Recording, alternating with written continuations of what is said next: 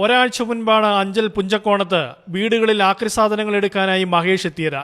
സുഭദ്രയുടെ വീട്ടിലെത്തിയപ്പോൾ സുഭദ്രയും മകളും ചേർന്ന് വീട്ടിലെ വേണ്ടാത്ത സാധനങ്ങളൊക്കെ മഹേഷിന് കൈമാറി.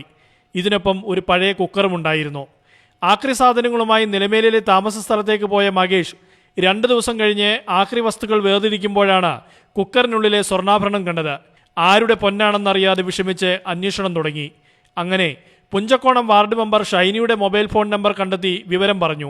എവിടെ മേടിച്ച് നമുക്കറിയാതെ കൊണ്ട് നമ്മൾ ഇവിടുത്തെ ഉള്ള നമ്പർ ചേച്ചിയെ വിളിച്ച് അവിടെ കൊടുത്താൽ ഈ പോകുന്ന പാകത്തിന് ഏത് വീട്ടിലെ സാധനം മേടിച്ചോ അന്തந்த വീട്ടിൽ ചേച്ചിയും കൂടെ പോയി സാധനം കൊടുക്കണം വിചാരിച്ച് ചേച്ചിയെ വിളിച്ച് ചേച്ചിയുടെ ഒപ്പിടിച്ച് നമ്പർ ചേച്ചിയുടെ. പഞ്ചായത്ത് അംഗമായ ഷൈനിയുടെ വീട്ടിലെത്തി സുഭദ്രയെ വീട്ടിലേക്ക് വിളിച്ചു വരുത്തി മഹേഷ് സ്വർണ്ണാഭരണങ്ങൾ കൈമാറി. ഒരു സെറ്റ് കമ്മലും ഒരു മാലയും ഉൾപ്പെടെ 1.5 പവൻ സ്വർണ്ണാഭരണമായിരുന്നു ഉണ്ടായിരുന്നത്.